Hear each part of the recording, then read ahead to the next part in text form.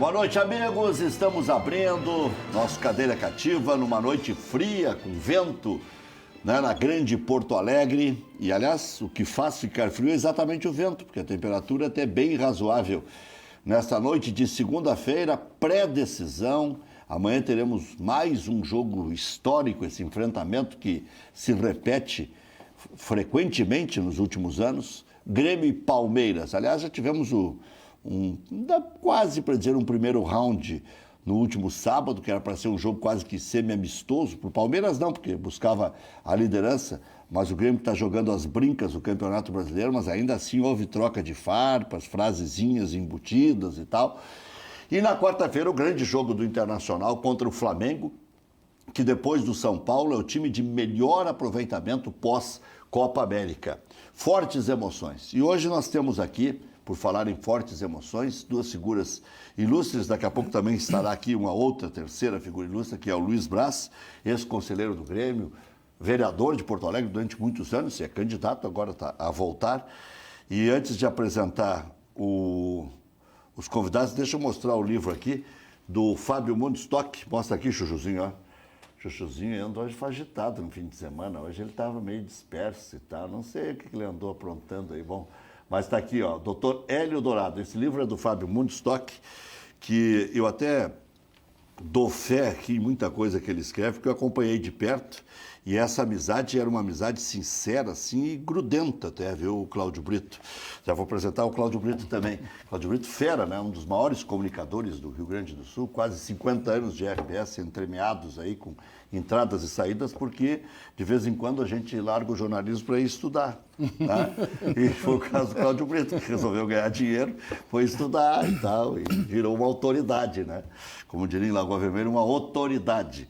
Mas esse livro nasceu, cresceu, apareceu, fluiu e está bonito, hein? E deve ter histórias maravilhosas. 6 anos que valem ouro na história do Dr. Hélio Dourado e do Grêmio, né? Sim, com certeza. Nos difíceis anos 70. Um divisor de águas, Rec. É um livro que custou para sair, mas saiu com bastante dedicação. Foi um trabalho árduo de pesquisa, de conversas com o presidente, com a pessoa que eu convivi muitos anos, e com ex-atletas também. Conversei com o Yura, Baltazar, que enriqueceram um pouco esse período magnífico do Grêmio, de 76 a 81, que foi um divisor de águas para o clube. Né? Na pessoa do presidente Hélio, que comandou, que orquestrou todo aquele processo de mudança. Eu e o Cláudio Brito temos algumas coisas em comum, mas com certeza não é carnaval, não é sabedoria das leis e tal, que o Cláudio Brito ainda está de 10-0. Mas carregar algumas malas na vida, nós carregamos juntos. O Haroldo de Souza, por exemplo, que é a mala mais antiga que está aí, carregamos juntos. Tudo bem, Brito? Tudo bom, Rec? Tudo bem? Fábio, parabéns pelo lançamento, que é fruto de luta e, ao mesmo tempo, de desejo de homenagear uma grande figura da sociedade do Rio Grande do Sul. Um médico consagrado, um educador, porque, afinal, ele é filho do Luiz Dourado, ele é filho do colégio que leva o nome do pai dele, e a família viveu em torno deste fenômeno educacional. E tu falaste em mala que a gente carrega, o que carregava. É uma mala carinhosa. Eu tenho uma história com mala e com Hélio Dourado. Ah, pô. O Hélio Dourado, eu não me lembro se ele seria na ocasião do departamento médico ou do departamento de futebol, mas não era presidente. Bem antes desta época de 76, ele foi presidente de 76 a 81, né? Isso. Muito bem. Mas foi na década de 70, com certeza. Estamos diante de outro cara que tem boa memória, hein? Foi na década de 70, com certeza, o Grêmio jogando Campeonato Brasileiro no tempo que as viagens eram assim, o Rec vai lembrar. A gente saía de Porto Alegre com o Grêmio. Tu é mais antigo do que eu comecei em 85. Veja só, a gente saía com o Grêmio e ia até Brasília. Aí fazia jogo em Brasília e Goiânia. Olha, o braço chegou. Ó. Tá chegando. Jogo em Brasília e Goiânia. Aí ficava, até por questão econômica e tudo mais, tanto para os clubes como para quem fosse fazer cobertura, o Grêmio foi jogar em Brasília, em Goiânia e voltou. eu fico lá. Porque na sequência, na outra semana, tem o Inter chegando. Ou dali se vai para Pernambuco, para Maceió. A gente ficava um mês, às vezes, viajando com os clubes no Campeonato Brasileiro neste começo. E numa dessas viagens, em Brasília, era muito comum isso. Aliás, era por força de lei, cada delegação esportiva que viajava, o Conselho de Desportos do país, obrigava que houvesse um jornalista na delegação como convidado, que teria o dever de fazer o relatório da viagem. A gente fazia, eu era setorista no Grêmio, a gente fazia por sorteio. Nessa viagem vai tu, naquela viagem vai o outro. E essa viagem era minha. Eu estava, portanto, com a delegação do Grêmio. Saímos do hotel, arranca o ônibus no caminho do aeroporto, eu estou na metade do caminho lá no Eixão, em Brasília, digo, a minha mala, era uma sacolona, tinha ficado na recepção do hotel. Aquela história de delegação, não sei o quê. E o Hélio Dourado chefiava a delegação, não era presidente, mas estava à frente. Mandou parar o ônibus e, mais do que tomar uma providência e avisar o hotel que providenciasse a mala, Hélio Dourado desceu do ônibus, apanhou um táxi, foi ao hotel, eu recebi pessoalmente, eu digo isso comovido, eu recebi pessoalmente no aeroporto, depois, quando ele completou a chegada lá, está aqui a tua bolsa, Brito. Não vai ser numa viagem do Grêmio que tu vai perder uma bagagem. Que bacana. Isso aconteceu. Este homem que tem outras histórias fantásticas que tu estás narrando. Mas aí mostra o tamanho desse homem, né? Sim. Se preocupava com todos os detalhes, né? Como chefe da Hélio delegação. Faulkner Dourado. Exato. E ele começou a trabalhar no Grêmio efetivamente a partir de 69, né? Na gestão do presidente Flávio Albino. Foi aí que ele começou a trabalhar no Grêmio, né? Primeiro como médico de família, isso, né? Onde ele atendia as famílias dos atletas quando eles iam viajar. Então foi um serviço que o Grêmio começou a prestar naquela ocasião, onde os atletas ficavam muito preocupados. Meu filho pequeno vai se gripar, vai ficar com febre. E o doutor Hélio começou a prestar assistência para as famílias. Está no livro. Está no livro. Enquanto os atletas iam jogar fora de casa. E a partir daí ele começou a criar uma amizade, uma relação de confiança com esses jogadores e foi inserido aos poucos no departamento de futebol. E fez depois toda a reforma do Olímpico, o novo Olímpico é obra dele. Sim, mas aí a partir da presidência. Da presidência, a partir da 76. presidência. Exatamente. Porque em 75 ele também ele participou da diretoria com o presidente Luiz Carvalho. Poxa, que emocionante essa foto que encerra o livro. Até nem vou ficar olhando muito aqui, o cara acaba chorando, né? Seu Verardi e o Hélio Dourado. Que grandes figuras, né? E o Brito falou uma coisa aí das viagens. Eu peguei esse período que às vezes a gente ficava 30 dias viajando. Isso. Né? E aí o seu Verardi, quanto nos ajudou nas viagens? Sem dúvida, sem dúvida. Ligava para o seu Verardi, estava feito o boletim, né? Diz, olha, o que eu tiver que esconder, eu te escondo. O que eu não puder te contar, eu não te conto. Mas as coisas mais óbvias, né? Eu falo tudo para ti. É que se tu leres a legenda, tu vai... Não, e vou ver, e estava vendo aqui o prefácio do presidente... desta foto, dessa última foto. A legenda, não, mas estou dizendo, o prefácio também é do presidente Romildo. O presidente Romildo Que Bolzano. beleza. Vamos ver aqui. O palco é pequeno. Eu tinha lido já. Para dois grandes gremistas. Para dois gremistas tão grandes. Seu Verardi e Hélio Dourado. Olha aí. Está aqui. A legenda da foto aqui. Né? E eles estavam numa cerimônia ali, pelo jeito, né? Numa cerimônia. Estavam os dois. O prefácio foi escrito pelo presidente Romildo, muito bem escrito, por sinal. O presidente sintetizou. O presidente fala de improviso, não repete uma palavra. Parece aliás, conheci poucos dirigentes assim, doutor Ibsen Pinheiro, o presidente Romildo, que zelam pelo português, né? São aulas de português. O senhor vai bem, seu Brás? Meu amigo Rec, olha, eu estou tendo um prazer muito grande, porque quando eu vejo o Brito aqui, o Brito é uma homenagem para o programa, né? Sim, mas imagina... vocês todos, mas o Brito hoje em especial, é a primeira vez que vem aqui. O Brito foi a última entrevista que eu dei, nos 30 anos que eu tive dentro da Câmara, a última entrevista que eu dei foi para o Brito. E ele, com aquela elegância toda, sabe, ele me fez sentir tão bem saindo naquele momento, quando eu sabe, né, da vida, não da vida política, mas da vida da Câmara, não é? é que realmente eu tenho uma recordação sempre muito boa com o Deus sabe, né? Quando eu ouço o Brito, quando eu vejo o Brito, eu desejo para ele sempre muito sucesso. E muito bom, quando eu entrei aqui eu não sabia, sabe, né? Vendo o Brito aqui, realmente um dos grandes nomes da comunicação do nosso Rio Grande do Sul. Eu recebo com humildade, mas muito feliz o que tu estás dizendo, Brás. Ele é do ramo, né? Não, de vez em quando eu faço ele ler os comerciais aqui, só para ver se eu aprendo. Eu estava acompanhando a voz, a impostação, a entonação, a dicção perfeita. Parece que eu estou ouvindo rádio. E hoje aqui você realmente está fazendo um papel fabuloso, porque você está divulgando um livro de dois gigantes na história do Grêmio, não é?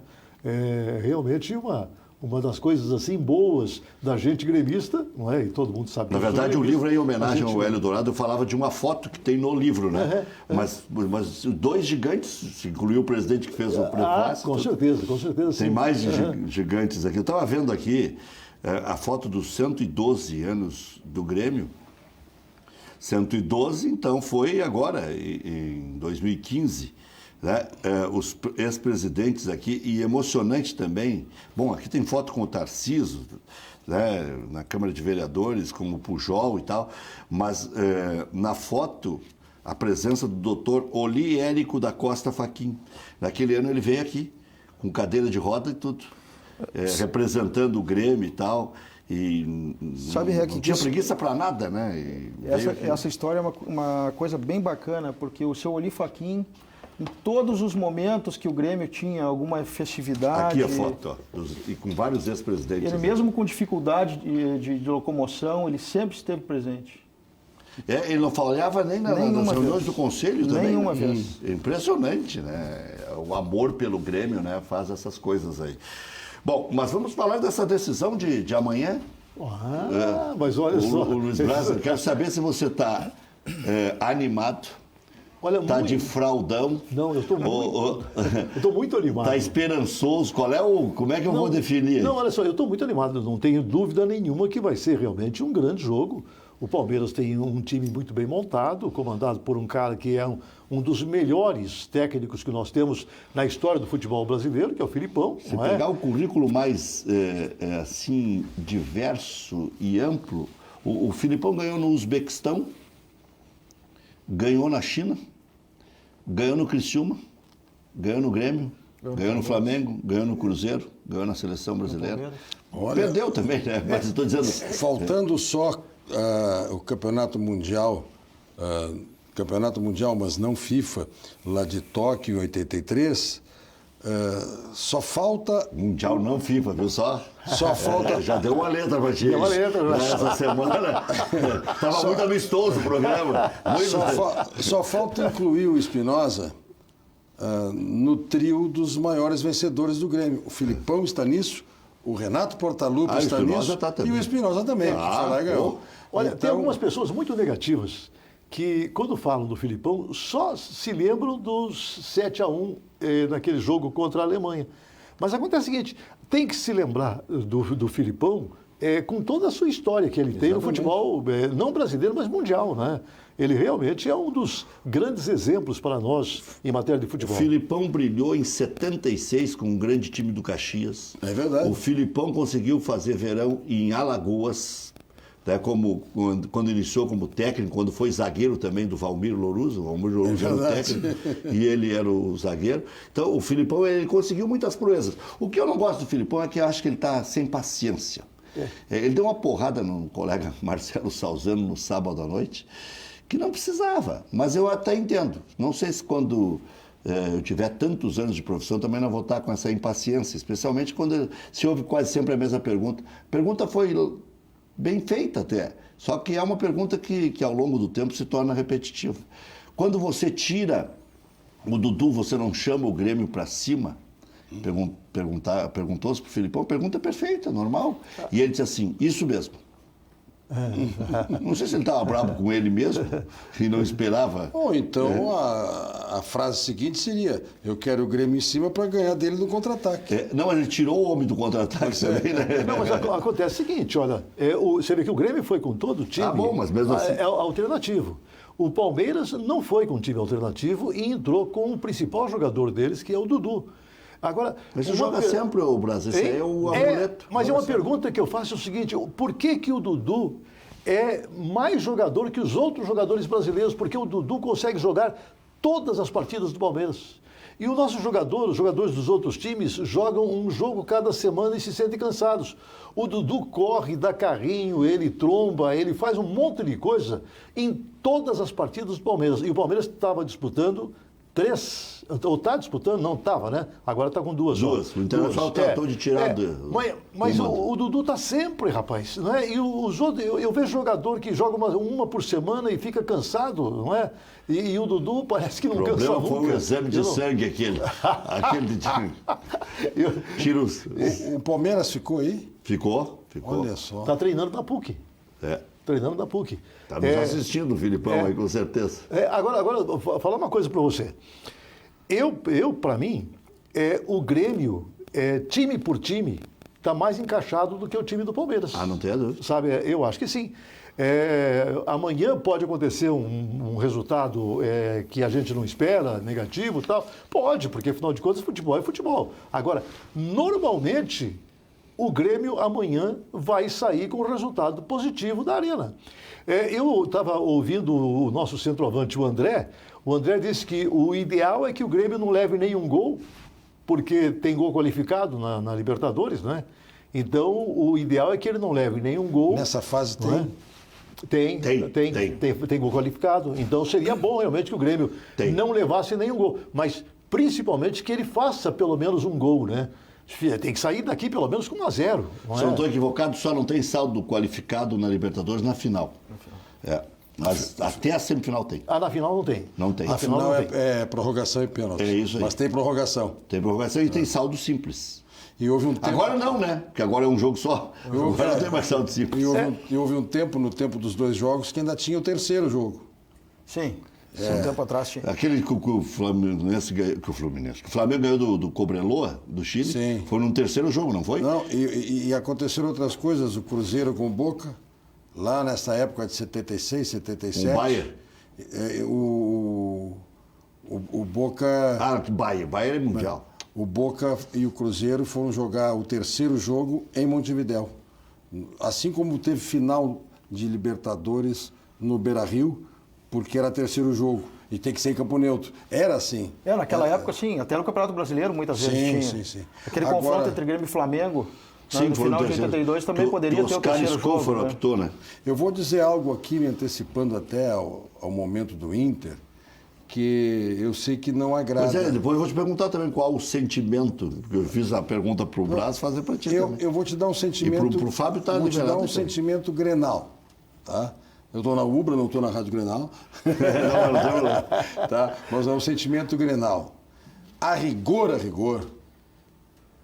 eu digo isso como colorado, não há nenhuma dúvida que eu sou colorado, fui conselheiro do clube e tudo mais, mas eu tenho certeza que há um momento também na torcida do Grêmio que se eu perguntar, vem cá, e se decidir uma Libertadores ou uma Copa do Brasil com o Inter e o Grêmio perder, ou o contrário, eu não quero cogitar, eu não quero Grenal, eu não tenho certeza de que vai ganhar, eu quero que o Palmeiras faça o que tem que fazer, entendeu?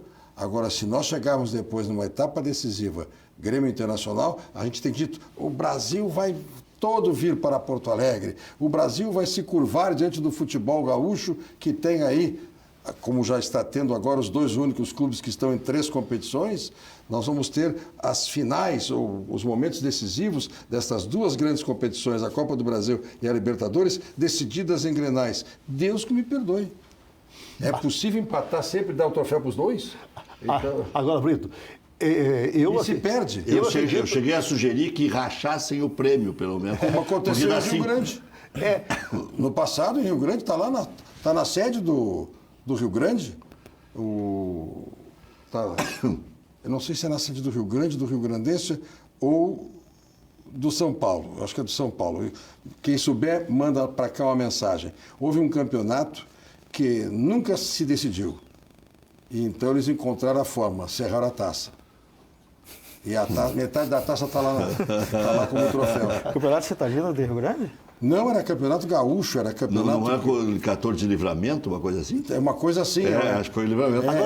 É um campeonato com que teve outro... a gripe espanhola, uma E coisa aí, não houve nunca o jogo decisivo, o isso. jogo extra, então racharam a taça ao meio e está colocada na parede lá. Quem souber dessa história, manda. Não tem problema nenhum. Ou procura aí que vai achar. Eu acho que dificilmente... Então, eu fecho agora esse negócio.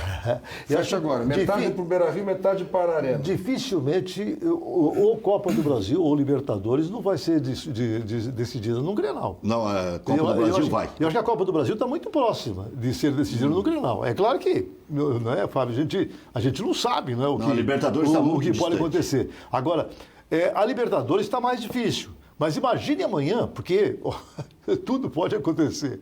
O André amanhã, ele realmente tem aquela noite memorável e acaba fazendo lá mais que um gol. Na Libertadores tem que ter Grenal antes, né? Na semifinal. Na semifinal. Isso. Na semifinal. Não, nós vamos saber isso antes da Copa do Brasil. decisão da Copa do A Brasil. Copa do Brasil ficou lá para setembro. 4 de setembro. Já imaginou? Tu tá doido. Não, se o Grêmio fizer um Se bom chegar lá resultado com a amanhã, certeza que vai ter na a Libertadores gente já também. fica animado, né? Sim. Se tiver um bom resultado amanhã, imagine que o Grêmio faça aí uns 3-0 amanhã. Ó, é quase que um sonho, né? Mas Eu acho que pode 3-1 já acontecer. está morta a lepra. Mas Aí fica difícil para o Palmeiras reverter lá. O meu sentimento também é o do Brito. Eu também não gostaria de pegar uma final contra o Inter na, Pra que arriscar, na Copa né? do Brasil. Não que eu tenha medo do adversário, mas eu não gostaria, porque A marca é muito forte. o ônus nunca é muito terá grande. chance de reverter. O ônus é muito grande. Nunca terá chance de cobrar isso. Quando é que vai ter de novo um momento assim de Libertadores? Uma final de Exatamente. Campeonato É Brasileiro. tipo aquela Copa do marca que Brasil. coloca no gado, né? Não sai nunca mais, né? Isso aí. Agora, para a cidade, para o Estado, será uma coisa fantástica. Porque Sim. o Brasil inteiro, não só o Brasil, a América do Sul toda, vai estar de olho aqui em Porto Alegre. Então eu acho isso realmente, para Porto Alegre, uma coisa muito boa. Não é? É claro, Brito, que para o time que perder, não é? Sempre vai ter realmente aquele sentimento de apequenamento. Esse é pior que aquele, entendeu? Não é? Mas eu acho que para a cidade vai ser realmente muito bom. Envolve do governador para baixo todo mundo, né? Tem pessoas que não gostam de futebol e vão estar O inteiradas. governador é chavante.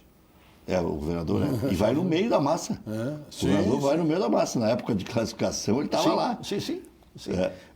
Olha, o futebol é uma coisa realmente espetacular, não é? A minha mulher fazia muito tempo que não entrava num campo de futebol. E eu, agora no jogo contra o Atlético Paranaense, fui com ela, sabe, para assistirmos o jogo do Grêmio. Ah, você tem que comprar agora uma cadeira para nós, porque ela quer ir no jogo. Porque, é claro... Vai ver aquela magnitude. Sim, sabe, a torcida do Grêmio, assim como a torcida também do Internacional, mas eu falo pela torcida do Grêmio, é empolgante você ver aquele pessoal cantando sem parar.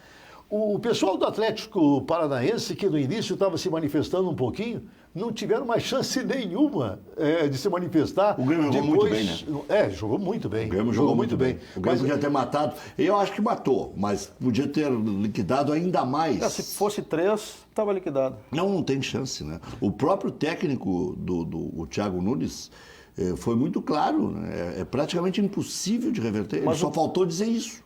O próprio Petralha, ele deu uma declaração na rádio dizendo que ele teve azar no sorteio, que pegou o Grêmio, né, e que ele estaria praticamente fora. Foi uma declaração dele depois do jogo. Olha só, hein? Tá falando de Petralha. Hein? Olha... Quem é esse Petralha aí? Isso pode ensejar uma outra discussão aqui, né? Mas sabe que o Grêmio tem se dado bem com o Atlético Paranaense. Aqueles tempos duros de jogar lá na Baixada e não ganhar, meio que passaram, né? O Grêmio se estabeleceu nos últimos anos aí como muito superior, mesmo jogando lá. É que essa história de campo artificial, isso aí, para jogador profissional de alto nível, ele está acostumado com isso, né? Não é nenhuma novidade, né? Não, Hoje, não, o jogador pode ser. hoje já passou, o Michael, quantas vezes o Michael jogou num campo de grama sintética? Então, Até porque é grama sintética de boa qualidade. Exatamente. Não é? Você tem realmente campos aí de grama sintética que o jogador tem uma certa dificuldade, acha estranho. Mas lá, a arena lá do Atlético é muito boa. eu conheço a grama de lá, é de primeiríssimo nível.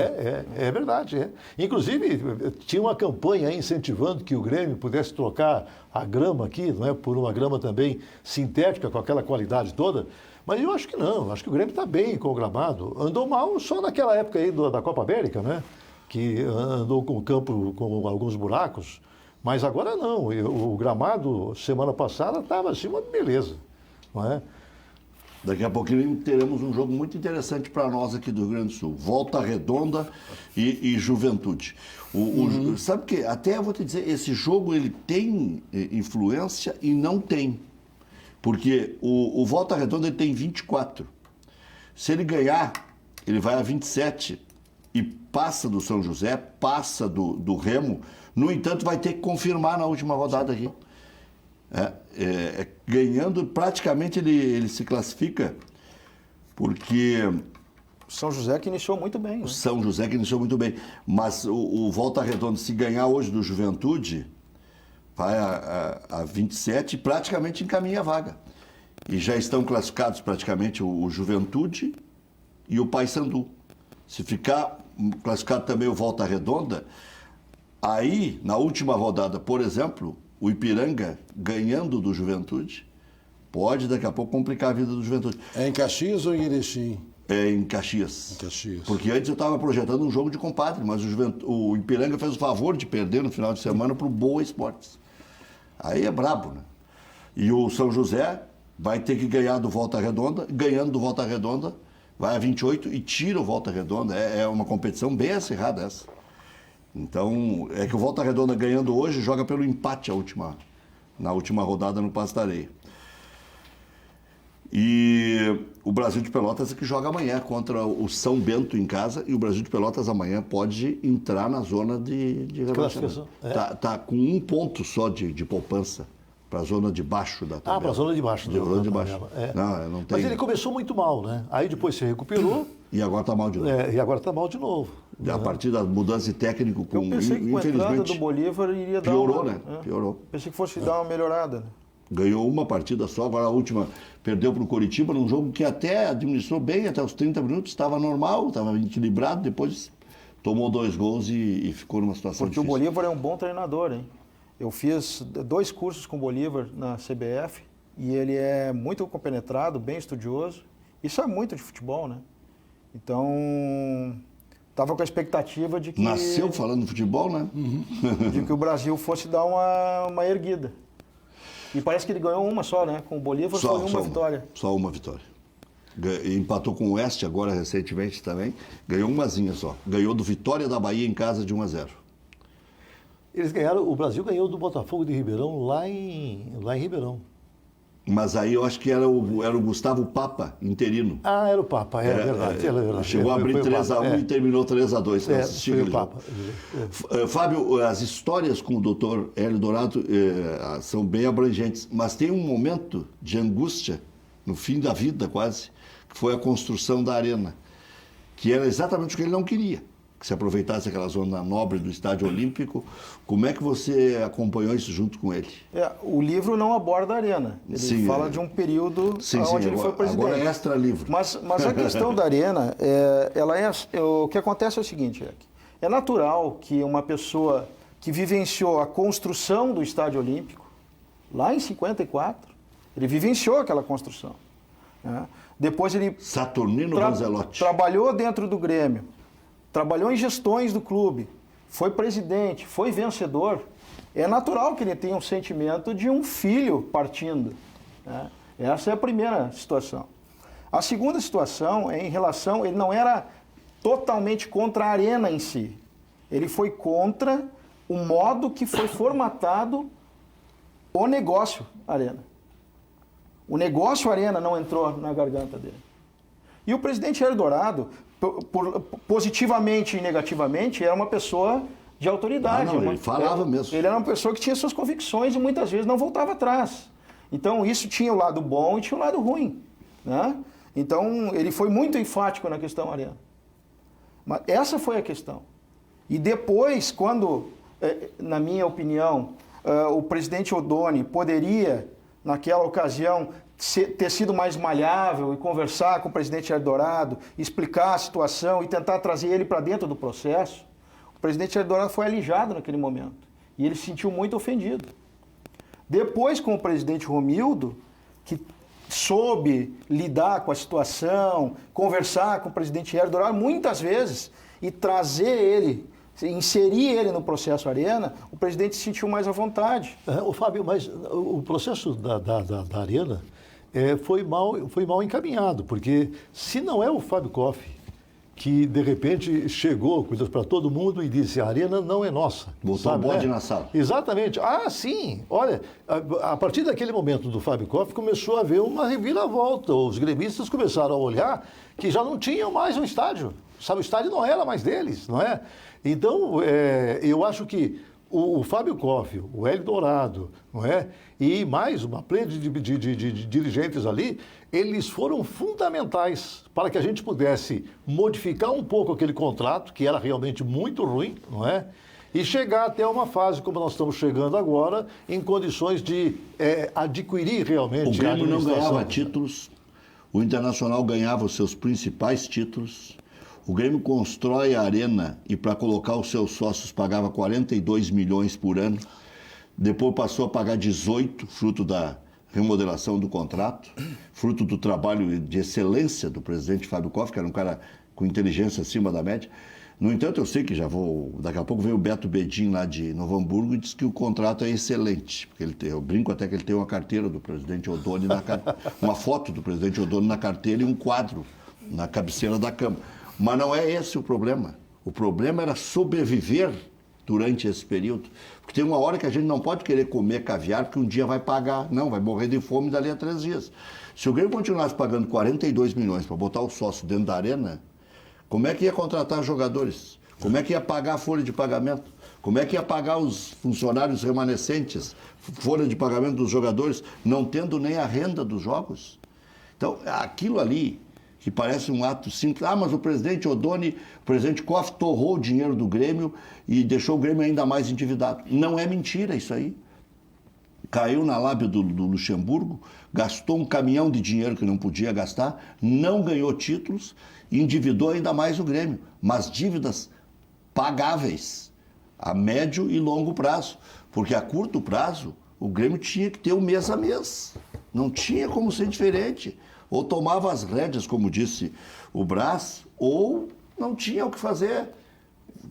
42 milhões, Brito, dá 4 milhões por mês. E Sim, não tinha essa dinheirama ainda de televisão e o escambau. Tinha, mas não tinha. Para começar a ganhar alguma coisa, tem que primeiro gastar os 42, a partir daí é que Isso. começaria. Que bacana. A Arena tinha que deixar 120 de volta para dar certo. E vou fazer uma comparação, isso aí. comparação com o Internacional, nesse negócio aqui que teve a Arena.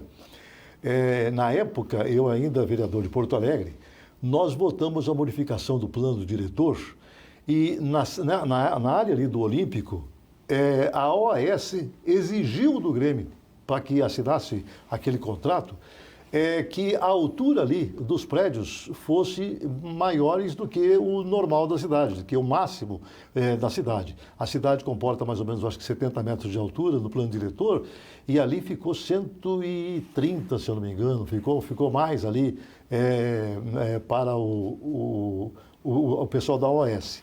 Eu estou fazendo a comparação porque agora o Internacional está falando em construir aqueles 2 edifícios, não é?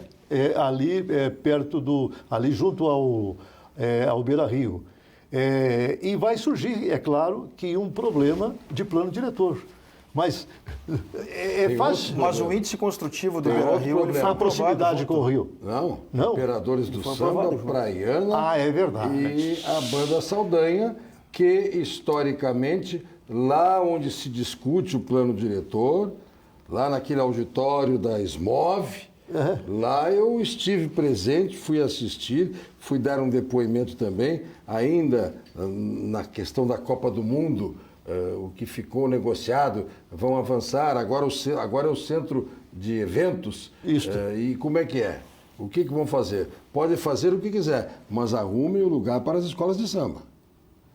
Veja só, porque são sessões de uso real da propriedade e as escolas de samba são patrimônio cultural e o Brás sabe melhor do que eu, decore e salteado todo o ordenamento jurídico da cidade, desde a lei orgânica e a lei do saudoso Dilamar Machado, que estabeleceu carnaval de escola de samba, é evento oficial da cidade. Exatamente, e exato. será realizado paritariamente o município e a entidade que representar as agremiações.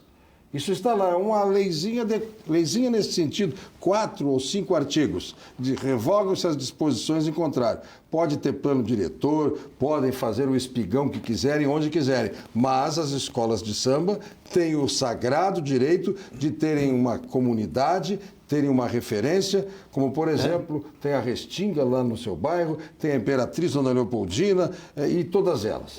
Brito, mas a construção dos edifícios lá no Beira-Rio vai interferir lá na... Eu estou achando que sim, porque tem o centro de eventos.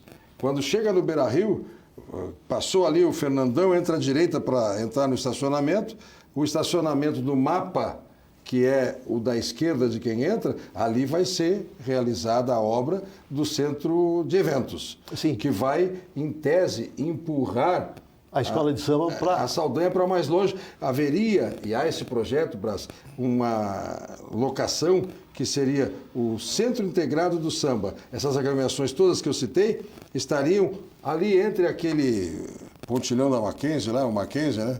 Não, o Mackenzie não, o Mazembe, Mackenzie. Tá? Na verdade, o viaduto Abílio, pelo amor de Deus. Então... Mas todo mundo conhece por Mazembe mesmo, né? Não tem jeito. Ficaria... Foi o senhor que disse. O viaduto é o Abdias. Não. Abdias Nascimento. Pois bem, ficaria entre o Abdias Nascimento e onde hoje é o Beira-Rio, tem que ter a área dos espigões, o centro de eventos, e haveria um centro integrado de eventos, a cidade do samba, todas essas agremiações no mesmo lugar. Se não vão fazer isso, digam onde será, mas tem que ter. Tem que ter. E ali eu acho que tem área para tudo, Brito, porque mais à frente ali, da onde está a escola de samba, tem ali uma área onde o Detran, onde o pessoal treina ali. Sim, faz baliza. Faz baliza por ali, não é? E é um espaço grande, considerável. Eu tenho a impressão que se for bem trabalhado ali, dá para tudo, não é? Sim. Mas, realmente, para o internacional, parece, pelo menos pelo que eu ouvi falar, vai ser uma coisa muito boa poder construir esses edifícios na altura que tem lá a permissão do pessoal da OAS, não é? Porque já tem essa permissão na cidade, que é ali na zona do Olímpico, não é? Não, mas se eu não me engano, Brás, quando foi aprovado esse projeto na Câmara de Vereadores, a região do Beira-Rio também foi contemplada. Na mesma altura do índice construtivo. Na mesma altura? Sim. Ali tem a dificuldade só da distância para o Guaíba. Sim. Tem que ter um recuo. Mas a altura e o índice construtivo foram aprovados da mesma forma, tanto para a região da Zenha quanto para a área do Beira-Rio. O prefeito, que na época era o Fortunati, chegou a dizer que o Grêmio também tinha que ser contemplado, que o Inter foi contemplado outras vezes, com outras situações e tal.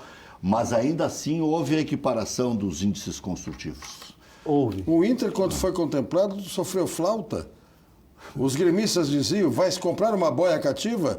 Porque o Inter ganhou um pedaço do Guaíba. O Inter ganhou um pedaço do Guaíba, literalmente. Quando há, por parte do município, a outorga da área, o Inter, certo? Estava o Efraim Pinheiro Cabral no Internacional, o Cid Pinheiro Cabral lá no seu jornalismo, mas o Efraim foi também vereador da cidade. Presidente da Câmara. Presidente da Câmara. Nesse momento vem a área que tinha um pedaço ainda não aterrado.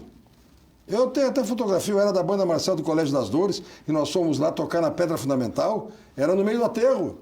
A Pedra Fundamental, o Internacional, algumas mesinhas lá vendendo título patrimonial, e os gremistas diziam, vai ser uma boia cativa, não vai ser cadeira cativa. Que história de Grêmio Inter. Vai ser boia cativa.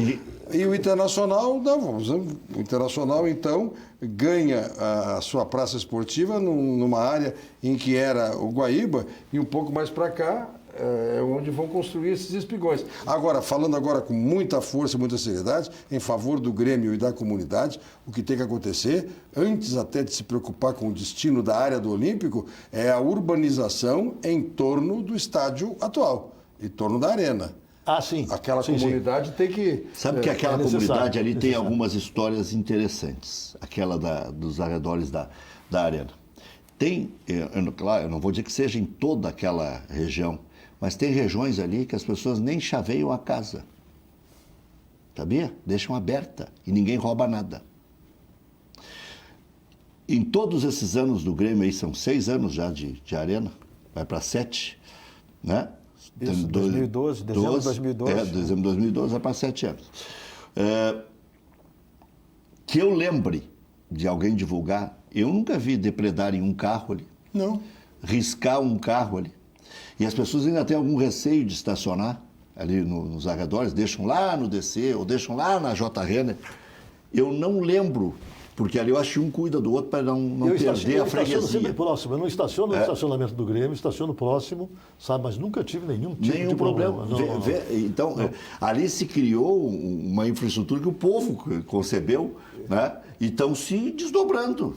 Há muitos casos ali de pessoas que chegaram, ocuparam, Isso. fizeram a casa, ruas inteiras, e depois, com o passar do tempo, por questão... Econômica. Não, e por ação das prefeituras, dos políticos, a titulação vinha. Vamos regulamentar, vamos regularizar. O Brizola, no Rio de Janeiro, fez isso com a Rocinha. A primeira TV a cabo do Rio de Janeiro foi na Rocinha. A Rocinha diz, mas aquilo lá não está regularizado, as pessoas não têm título. E tinha a Caixa Econômica Federal no meio do morro. Mas o que é isso? Entendeu? Então, isso aí é da vida. Brito, voltando aqui para o lado internacional, Muito que hoje para trouxe aquela região. o filho Vinícius junto, que é tão famoso quanto o pai, né? Grande Vinícius, grande Vinícius. Vinícius é um talento do jornalismo. É o meu Gilmar Veloz. Eu vi ele tá aqui nos bastidores, O meu manager. filmando. Deve estar postando. É o manager. Deve estar postando no Instagram. E tá certo, tá certo. Voltando para aquela região do Beira-Rio, eu quero aplaudir aqui o meu amigo Colares, porque foi ele que, de repente, abriu aquela Avenida Beira-Rio com uma briga danada com o pessoal do PT, que naquela época era uma super oposição, mas ele conseguiu, numa briga que teve, briga de soco mesmo, lá na Câmara Municipal, com a turma do Colares, que o Colares mandou para lá, exatamente, E Foi com briga de soco mesmo. Com soco. O PT não queria de jeito nenhum que abrisse a Beira-Rio. Eu, quando vejo um petista hoje percorrendo ali a Beira-Rio, eu fico olhando e pensando assim, pô, mas vocês não queriam, né? Faz a volta. Vocês não queriam nada aqui. A única coisa que não saiu naquela época foi o hotel que estava projetado também para ser ali ao lado do Guaíba. E o Sambódromo. E o Sambódromo. Era para ser ali. Exatamente. Também Mas o Inter quer construir um hotel ali também. O Inter tem autorização para construir um hotel. Não é só edifício residencial, comercial, internacional, quer construir. Alô, Medeiros, fica no futebol, Medeiros. Vamos cuidar do jogo. Mas É muita obra, né? Puxando Já um deu pouquinho confusão, nessa né? parte de obras, na gestão do Eldorado, ele também se utilizou do departamento de obras. Quando estavam construindo a perimetral, ele conseguiu material, pedras e tal, para aterrar a área do Cristal. É verdade. E também para fazer o aterro lá da Ilha do Grêmio, né? Ele também se utilizou desse material aí, com a força política, para conseguir... O que tem de história Grêmio Internacional é uma coisa impressionante. Sim, os dois clubes, eles não são, na verdade, nunca foram nefastos para a cidade. Eles são realmente... Referências. Referências sempre, não é? E eles sempre causaram bem para Porto Alegre. Todas essas histórias que nós estamos contando aqui, elas têm a ver, na verdade, com o Grêmio e com o Internacional, não é? Eu disse que o Beto Bedin ia se manifestar, porque quer confiar no taco, né? O que ele disse? Mas me mandou uma missiva aqui, que não dá para ler. O Grêmio pagaria 41,8 milhões e receberia 65%. O problema é que não sobra, Bedin. Nós estamos discutindo isso. Nunca sobrou um pila, sempre falta. Então nunca volta os 65%. É que se tu olhares o balanço da Arena, desde que a Arena foi inaugurada, nunca deu lucro.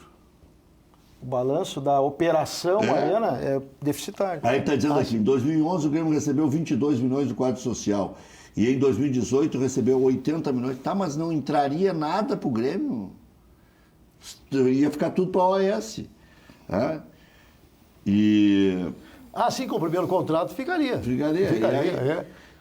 Então ele dá uma desdobrada aqui para dizer que no futuro, é aquilo mesmo que eu já antecipei, é uma discussão inócua essa. A gente pode puxar para um lado ou para o outro. Lá no futuro, mas o Grêmio tinha que chegar no futuro.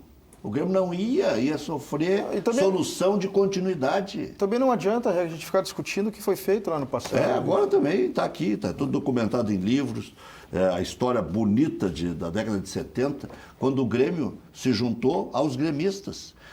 O sábio José Asmus, do alto da sua simplicidade, que era absurda, né?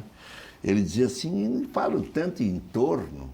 Eu colocava as minhas máquinas, pegava as minhas britas e fiz o entorno do Beira-Rio. E quando o Grêmio estava se unindo à ISL em 2001, com uma megalomania, dizendo que ia ser maior que o Barcelona, o presidente Asmus dizia para o presidente Miranda, e dizia em entrevistas para mim, para outros companheiros que queriam ouvir o Asmus, ele dizia o seguinte, a maior parceria ainda é com a torcida. Muito bem dito. Mas era uma simplificação do troço, porque era dinheirama do marketing. Inclusive essa empresa que quebrou na época no Grêmio, a ISL, ela era marketing da FIFA. E marketing do tênis mundial também. Do Flamengo. Do Flamengo, quer dizer... Então, não era um troço para esdrúxulo nem nada, mas já tinha alguma desconfiança no ar. Era dinheiro a rodo e já não era tão fácil conseguir dinheiro. E por que iam botar dinheiro? E tinha uma outra história também mal contada na época da SL do Grêmio, que eles tinham uma lista de 50 jogadores que eles poderiam escolher, dentre os quais um deles era o Ronaldinho Gaúcho, que obviamente entraria nessa lista. Também passaria para a ISL, ou todo, um pedaço, sei lá o quê. Então, é que a história ela tem que ser bem contada. É a história do Beto Bedin aqui. Um dia seria bom para o Grêmio, mas o dia teria que chegar, né? O Grêmio não ganhava títulos há 15 anos, e aí era um pepino, né? Na história recente do Grêmio, com toda certeza, nós tivemos bons dirigentes, mas o Romildo realmente é fora de série, né?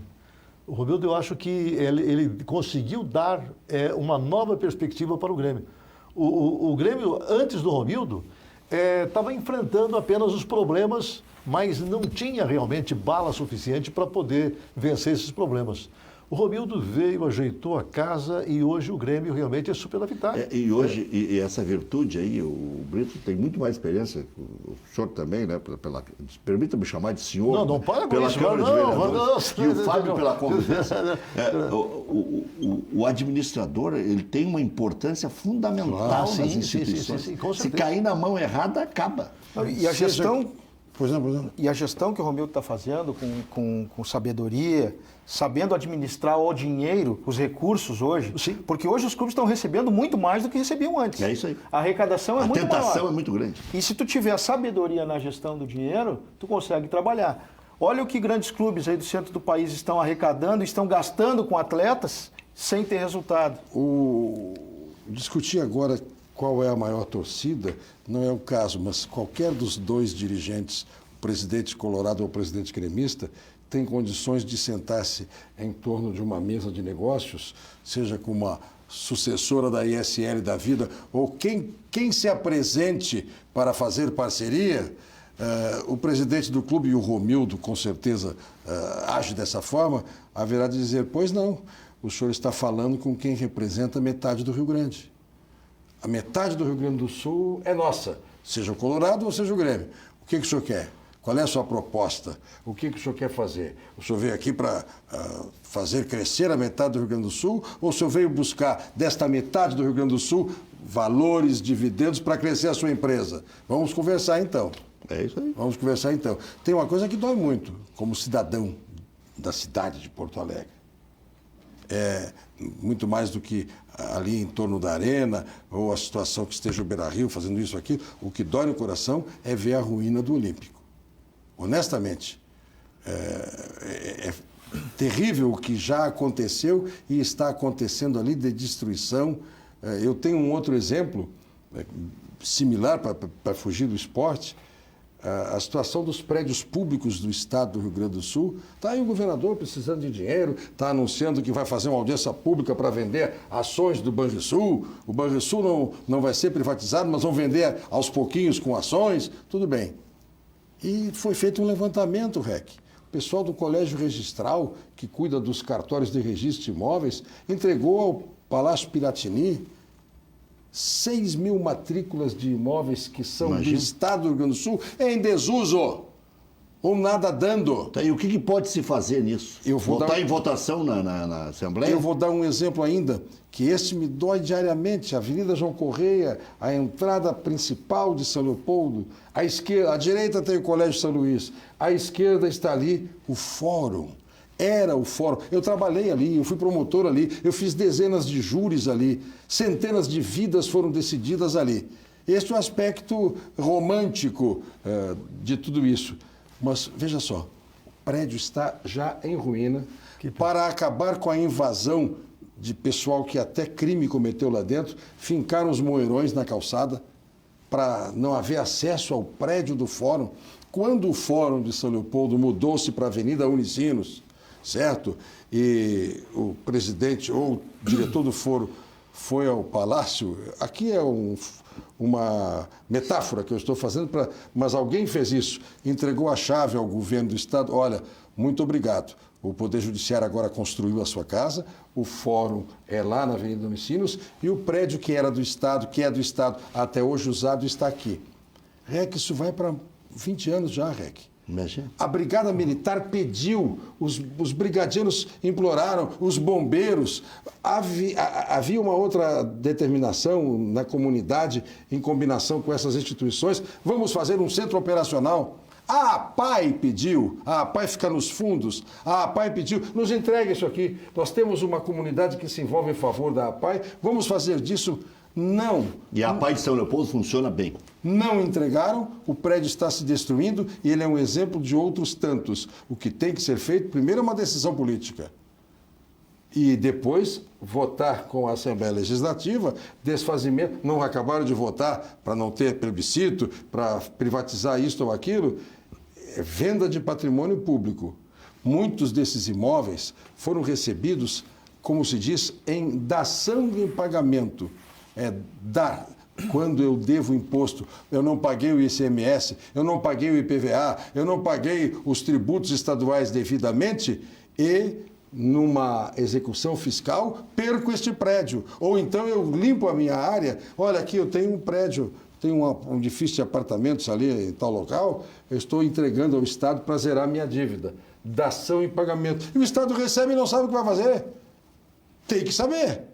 Óbvio. Mas se não sabe... botar um cara expert para fazer. E se não sabe e tem freios, está aqui um parlamentar. É com os parlamentares que se resolve. Senhores da Assembleia, aqui está o projeto, nós queremos vender o prédio do... Não estão vendendo o Zou em Sapucaí? Nós queremos vender o prédio que foi do Fórum de São Leopoldo, queremos transformar isso em dinheiro para ajudar a pagar as viúvas pensionistas ou então os servidores que estão recebendo em atraso.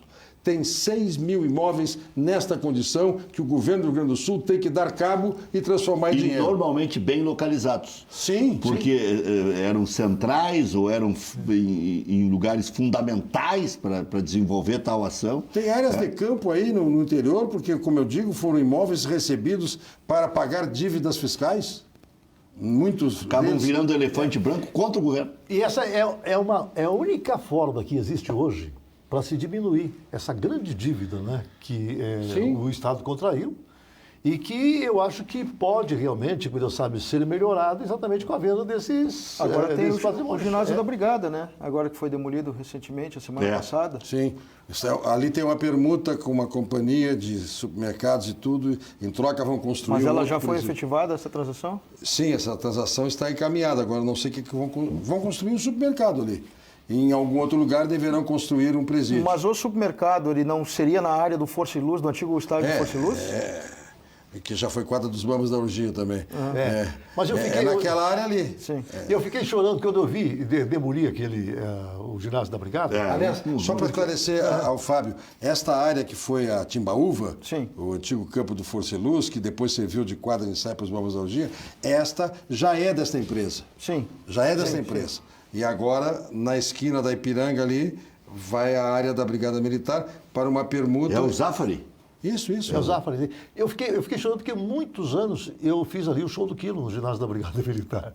Então, quando eu vejo aquilo demolido, ali tem uma história ali, rapaz, bonita, não só minha, mas de outras tantas pessoas que também utilizaram eu fui lá. repórter no Ringue 12. Ali. Olha aí, ó. Junto com o Eldio Macedo. O Eldio Macedo. O Eldio Macedo era o animador. E o ginásio da Brigada, junto com o Estádio Olímpico, sediaram a Universidade. Exatamente. Sim, É uma história. A seleção brasileira, que era campeã do mundo de basquete, eu vi jogar naquele ginásio. Em 63, na Universidade, Rosa Branca, tinha gaúcho no banco, tinha mas Rosa Branca, Vlamir, né? Sim, Vlamir. Exatamente. E outros tantos que eram os grandes jogadores daquele tempo. Aquela seleção desceu do Campeonato Mundial em Porto Alegre para jogar a Universidade. O professor Osterman começou a comentar e não foi? Exatamente. O Jaime Eduardo Machado, tinha um livro do Rodrigo Koch, que a gente badalou na época e tal, contava toda a história da Universidade. Certamente tem citações a ti também, né? Já voltamos. A Atalanta da Itália tem interesse em Luan e pensa em sinalizar com proposta de 8 milhões de euros. Com lesão muscular, Léo Moura será desfalque por pelo menos 5 semanas. Foi um mau negócio ficar com o Léo Moura, né? Acho que está sendo ruim até para o próprio Léo Moura, está se expondo já, né? Esse último contrato, realmente, com o Léo Moura, não. Ele queria 2 anos. Ele queria 2 anos de contrato. Não tem porquê.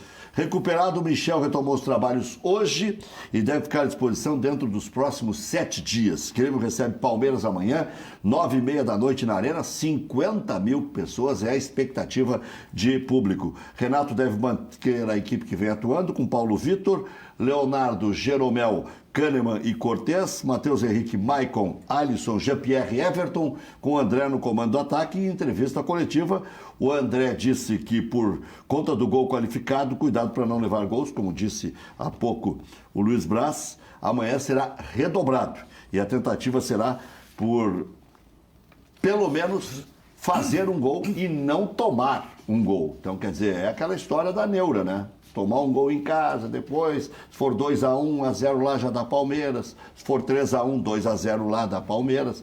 Então, se possível, fazer um 2-0. Placar que seria bem interessante. No Inter, Odair fechou o treino, encaminhou a equipe para enfrentar o Flamengo. Edenilson deve ser confirmado como desfalque, mas essa palavra deve já alimenta alguma esperança. Eu não acredito, porque ainda não fechou o ciclo aquele de 15 a 20 dias. Nonato é o mais cotado para entrar na equipe, mesmo sem estar 100%, Lindoso vai para o jogo, e há dúvida entre Sobis e Nico Lopes. Lomba, Bruno, Moledo, Cuesta, Wendel, Lindoso, Nonato, Patrick, D'Alessandro, Sobis ou Nico Lopes com Guerreiro. Correndo por fora o Bruno Silva, que fez um bom segundo tempo contra o Fortaleza. Primeiro tempo não. E outra, cada entrada é uma alenhada, né? Já tomou amarelo, né? Já tomou. Ele tem meio cartão amarelo por partida na média da sua existência como jogador de futebol.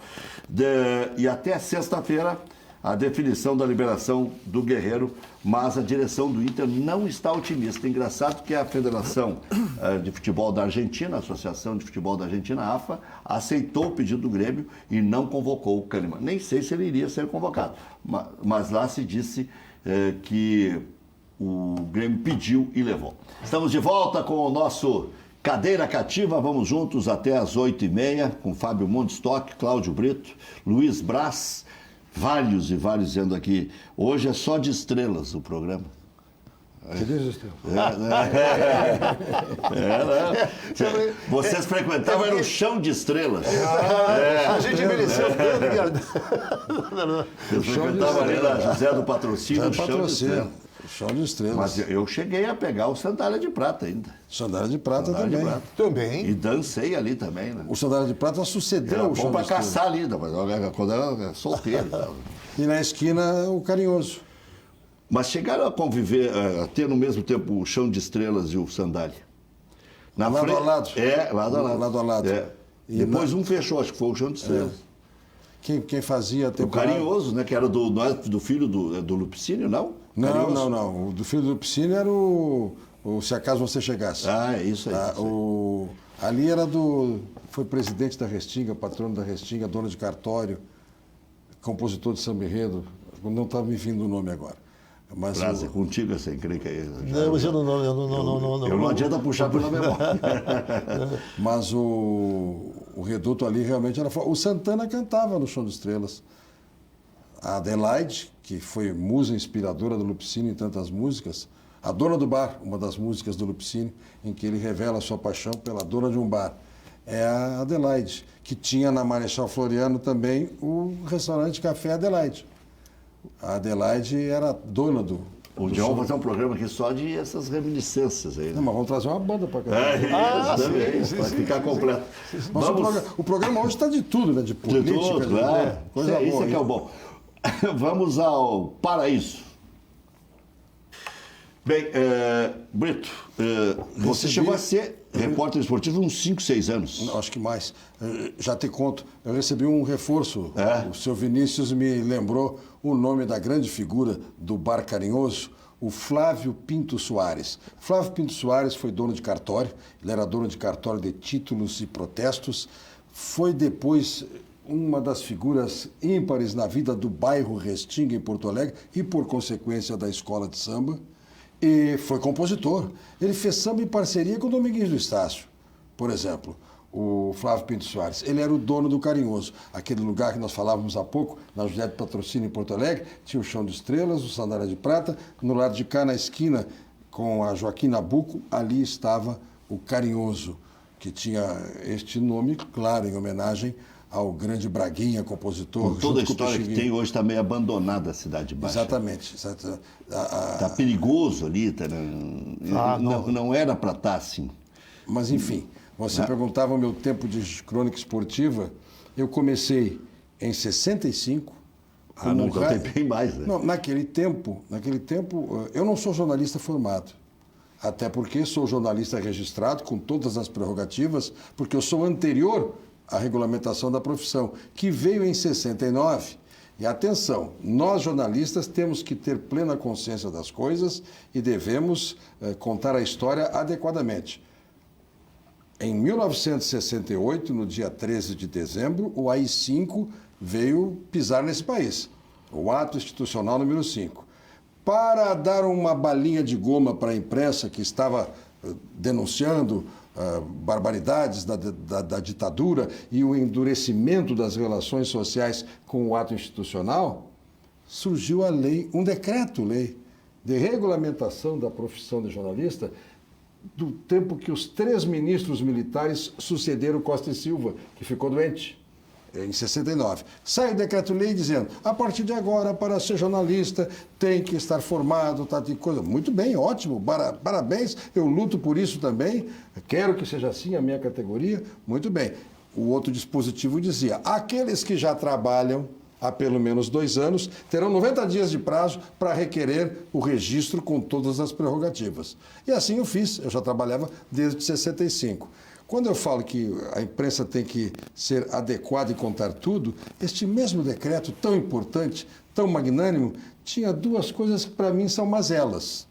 Para dar um docinho de coco para quem reclamava alguma coisa, os jornalistas, a partir desta data, pagarão nos seus deslocamentos metade da tarifa aérea. Tinha desconto de 50%. Num decreto-lei que regulamentava a profissão. E o outro ainda dizia, e os que forem adquirentes de imóveis pelo sistema financeiro da habitação, vão ter juros beneficiados também por metade. Então, isso foi um gesto de, olha, ô Brás, para de falar lá na Farroupilha, Bento na Gaúcha, REC então na Guaíba, vocês parem de dizer as coisas, o REC na época só nos ouvia. É isso, tinha 6 anos. Pare de dizer essas coisas porque não é bem assim. Mas, em suma, eu começo desta forma, em 65, como rádio escuta, eu contei toda essa história da regulamentação para explicar que naquele tempo, eu tinha, em 65, 17 anos de idade, eu sou de 48, tenho 70 agora. Pois bem, o que acontecia? O rapaz gostava de rádio, a moça gostava de televisão, se apresentava. Vem cá, eu tenho uma chance aí, se tivesse alguma maneira de ingressar, ingressava. E faz o seguinte, vem para cá domingo de tarde, nós vamos te dar um fone, tu vai ficar ouvindo as rádios em onda curta, lá do Rio de São Paulo, e quando der gol, tu bota numa papeleta e entrega o plantão de estúdio. Esse foi o meu começo. E o meu também. Pois é. Pois bem. Fui rádio escuta do Antônio Augusto. Olha só. E do falecido Érico Sauer. Pois eu fui do nosso grande Raul Morô, que era o plantão da época na Rádio Gaúcha, e até que um dia faltou alguém, houve uma tempestade que virou uma parábola que deveria receber sinal lá do Hipódromo do Cristal, que teria uma transmissão, e o Arido Santos, bota um casaco aí, ninguém falava em blazer, né? Bota um casaco aí, vai lá e te vira. E eu me apresentei na frente da câmera para dizer para os telespectadores, olha pessoal, não está entrando a transmissão do Turf, nós vamos continuar aqui com a tarde esportiva apresentando gols da Taça Brasil com, eu nunca me esqueço, Grêmio e Siderúrgica. Tinha um gol do Paulo Lumumba pelo Grêmio, tá? E pelo Siderúrgica eu não lembro. Eu sei que era um gol do Siderúrgica que eu ia chamar. Chamei o gol e eu disse assim, vamos ver este gol, um oferecimento de Goodyear, o melhor vermute do mundo, e Cinzano, o pneu que roda mais. Só trocou um pouquinho. Durante muito tempo eu entrava no bar lá e o pessoal dizia, salta um Goodyear gelado pro Brito. Esse foi o começo, meu querido Rec, já que tu perguntaste como é que foi, quanto tempo. Nesse período todo, eu fui repórter esportivo. Eu tenho uma passagem entre 67 e 70, 71, em São Paulo. Eu fui trabalhar no Notícias Populares e na produção do Chacrinha. E depois eu retorno para a Gaúcha e fico de novo no esporte. Estive na Difusora antes de ser Bandeirantes, participei da TV Difusora. Houve um momento que a TV Difusora levou uma porção de gente. E eu fui junto. Tânia Carvalho, Pato, o Clóvis Duarte, exatamente. E eu, o Rogério Amaral. E aí eu estou nessa aí. Eu fiz bem mais do que 5 ou 6 anos de crônica esportiva. E como eu contei há pouco a história com o Hélio Dourado, um tempo bonito, Rec, tu viveste esse tempo de não ter coletiva e nem zona mista. O repórter batia na porta do vestiário, o vestiário era aberto no intervalo do jogo ou no fim do jogo, e quem tem condições que se estabeleça. Se o treinador era teu fã, ele te dava entrevista ou não. Isso. Não é mesmo? Era meritocracia. E um detalhe importante, Rec. Eu fui setorista do Grêmio, o setor também era fixo. Não era hoje eu vou no Grêmio, amanhã no Inter. Setorista do Grêmio. Jodoé Souza. Sabia tudo, né? Exatamente. Sabia mais que o presidente. Pois é, e eu estava lá. E aí eu vivi a experiência, para mim, inesquecível, de ganhar um Grenal, tá? De ganhar um Grenal. E os jogadores do Grêmio, depois das entrevistas, ninguém entregava a ninguém, depois das entrevistas, os jogadores diziam, agora vem cá, o Colorado. Me pegaram pelos braços e me jogaram com roupa e tudo na banheira. Como eu também, um Grenal, teve um Grenal, o Grenal do Zequinha, esse é o Grenal, eu dou até o número do Grenal, Grenal 200, o Grenal do Zequinha no estádio Beira-Rio. 3-1 em cima do Figueiredo. Exatamente. O Zequinha assombrou, mas o 1 foi do Falcão, que classificou o Inter. Que classificou o Inter no Go Average. Bom, eu estava nesse jogo eu tomei um banho de banheira pelos jogadores do Grêmio, me botaram lá. Mesmo com a desclassificação, mas o fato de ganhar o Grenal de 3-1, e eu fico muito feliz, muito honrado de estar aqui nesse programa que realmente tem o nome certo. A cadeira é cativa. 40 anos de programa. Já voltamos. Onde comprar o livro Fábio Montstock? Bom, Rec, o livro está à venda na editora AGE, do professor Paulo Ledur, www.editoraage.com.br ou pelo telefone 9968-9417 por WhatsApp. Deixa eu vai falando devagarinho que o pessoal anota lá na central. 9968 99968 9417. 9417. 999, são 3 noves, 68 9417. Daqui a pouco já aparece na tela aí. E aí, fala contigo mesmo? Sim, ou pela editora AGE, certo, pelo site. E o lançamento será em setembro, né? Mas já tem as pré-reservas e tal? Sim, até sexta-feira tem o pré-lançamento. Que daí é um valor especial. O valor especial de R$50, onde já está sendo entregue pela editora para quem compra o livro. E a partir de setembro, ele passa para R$60, que é o valor da editora, né? E provavelmente esteja na Grêmio Mania também, a partir do lançamento. Que beleza. A queima-roupa, quem passa na Libertadores e quem passa na Copa do Brasil? Olha, Luiz Braz. eu acho que o Grêmio passa nas duas. Eu tenho a impressão que o Não Grêmio quer nem passa saber nas quem duas. vai ser o adversário. Não interessa. Brito, quem passa? Eu tenho a impressão que o Internacional, com todo o cuidado que o Cruzeiro agora merece, vai passar nesta etapa de enfrentamento com o Cruzeiro, não com o Flamengo. O Flamengo eu estou preocupado, mas também não sofro muito, eu não quero Grenal. Fábio Woodstock. Eu acho que passa Grêmio e Flamengo e depois Grêmio e Cruzeiro. O Internacional morre na casca das duas. Eu acredito que sim, Rec, porque o Cruzeiro é muito bom.